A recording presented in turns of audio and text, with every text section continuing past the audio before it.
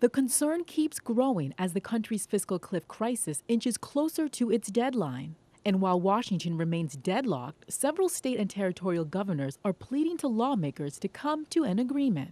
The National Governors Association is one vehicle that we utilize to make sure that our voice is heard in many cases, because we want to make sure that as the states are pushing, the aspects of the territory is right there. Governor Jongh Jr. and 11 other governors have recently signed this letter to lawmakers that urges them to steer clear of the fiscal cliff by extending middle-class tax cuts. Having the fiscal cliff taken us to that point will have a tremendous impact on us here in the Virgin Islands.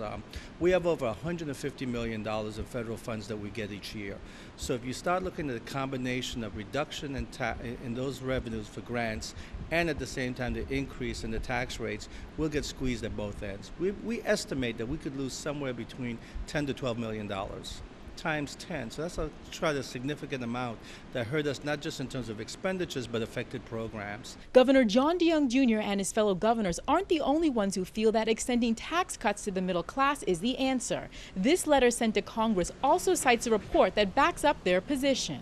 The report says that consumer spending would drop by $200 million if middle-class tax cuts expire. If people feel that the fiscal cliff will be addressed, you'll see spending either increase or at least stabilize, is when they don't feel that we're addressing the problem, that this spending goes down. So I think the Council of Economic Advisors says the ability and the confidence they have in the President and Boehner to reach an agreement is what will determine economic activity. Congress now has 22 days to pass a plan, otherwise automatic spending cuts and middle-class tax hikes will take effect. Allison Bourne-Vanneck, News 2.